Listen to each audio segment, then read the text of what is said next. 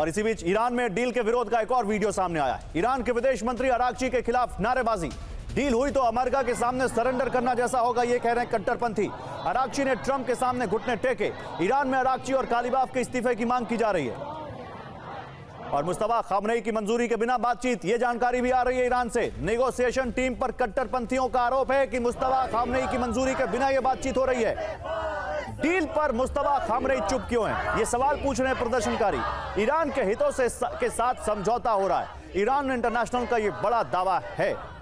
3 तस्वीरें आपके सामने। डील पर भड़क गए कट्टरपंथी, विदेश मंत्रालय का घेराव किया है उन्होंने, डील का विरोध कर रहे हैं। अरागची के खिलाफ मोर्चा खोल दिया गया है। उन्होंने कहा कि अरागची और कालीबाफ ने ट्रंप के सामने घुटने टेक दिए हैं। उन्होंने कहा कि समझौता करने वालों को मौत दी जाए, अपने ही नेताओं की मौत की मांग कर रहे हैं। यह हो रहा है ईरान में इस वक्त। सीधे चलते हैं, हमारे साथ जनरल कुलकर्णी है उनके पास। जनरल कुलकर्णी, क्या ईरान में अब वो लोग कहते हैं कि कहीं भी किसी भी देश में या दुनिया के किसी भी हिस्से में वॉर हो, एक सेगमेंट ऐसा होता है जो वहां अपनी रोटियां सेक रहा होता है, जो वहां उस वॉर से फायदा उठा रहा होता है। क्या ये वही लोग हैं, वही हैं कट्टरपंथी जिनको लग रहा है कि अगर ये वॉर रुक गई, अगर ईरान के नेताओं ने यहां पर उनके साथ अमेरिका के साथ समझौता कर लिया। देखिए, सॉरी सर, मैं आपके पास आ रहा हूं। एक बड़ी खबर आ गई इसी बीच। देखिए, मैं कह रहा हूं बहुत तेजी से अपडेट हो रही चीजें। देखिए, एक बड़ी खबर, संवर्धित यूरेनियम भंडार कम करेगा ईरान। 60 दिनों में परमाणु कार्यक्रम बर्बाद होगी। नई शर्तों में ईरान को प्रतिबंधों से ढील मिलेगी। ड्राफ्ट में हॉर्मुज तुरंत खोलने पर सहमति। ईरान की $25 अरब फ्री संपत्ति जारी करने का वादा। ये वो पॉइंटर्स हैं जो डील में हैं। ये रॉयटर्स कह रहा है और रॉयटर्स एक ईरानी अधिकारी के हवाले से कह रहा है। रॉयटर दुनिया की और पश्चिम की एक बड़ी प्रतिष्ठित न्यूज एजेंसी है और उसने ये खबर ब्रेक की है ईरानी अधिकारी के हवाले से। मैं एक बार फिर से आपको बता देता हूं। वो कह रहे हैं जो ईरान की $25 अरब की फ्रीज संपत्ति है वो जारी की जाएगी।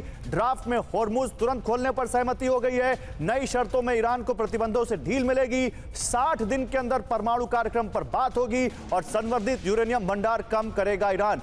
ये जनरल कुलकर्णी, मेरे ही सवाल में इसको भी जोड़ लीजिए। रॉयटर्स की जो ये शर्तें हैं, रॉयटर्स जो ये खबर दे रहा है, क्या कट्टरपंथियों को इसमें क्या दिक्कत आ रही है?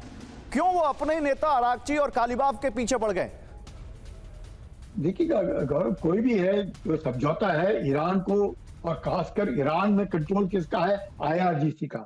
IRGC के साथ कौन है? मुश्तबा। उनको लगता है, हालांकि शुरुआत से उनको लगता था कि ये लोग थोड़ा पश्चिमी देशों की तरफ इनका झुकाव है। उसको देखते हुए लगता है कि स्टेट ऑफ हॉर्मुज जो है इसका, जैसे आपने बिल्कुल ठीक कहा, एपी सेंटर है जिसके द्वारा पूरे विश्व को वो कंट्रोल कर सकते हैं।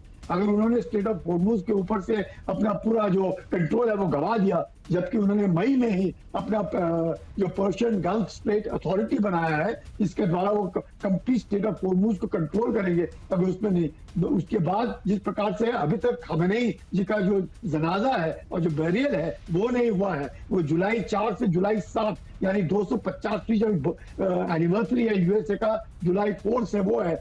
आज जन्मदिन है ट्रंप का, वो चाहते हैं कि मेरे जन्मदिन के वो दिन अगर इस तरह की डील हो तो काफी कोई कॉन्ट्रडिक्शन है। और जब सीज फायर होता है, सीज फायर का मतलब उसके बाद लड़ाई बंद होगी, जहां पर भी सैनिक हैं वही रहेंगे। तो हर कोई चाहेगा कि मैं पोजीशन ऑफ स्ट्रेंथ में रहूं, ना कि वीकनेस पे। इसलिए आप देखेंगे कि सीज फायर होने से पहले इसे लड़ाई झगड़ा जबरदस्त नहीं। तो मुझे एक सवाल का जवाब दीजिए, क्योंकि आप मिलिट्री स्ट्रैटेजिस्ट भी हैं। अगर सत्ता के कई केंद्र हो गए हैं ईरान में और अगर ये समझौता बिना IRGC की मंजूरी के हो रहा है, तो इस समझौते का कोई मतलब है? बिल्कुल नहीं। IRGC के बिना यह समझौता हो नहीं सकता।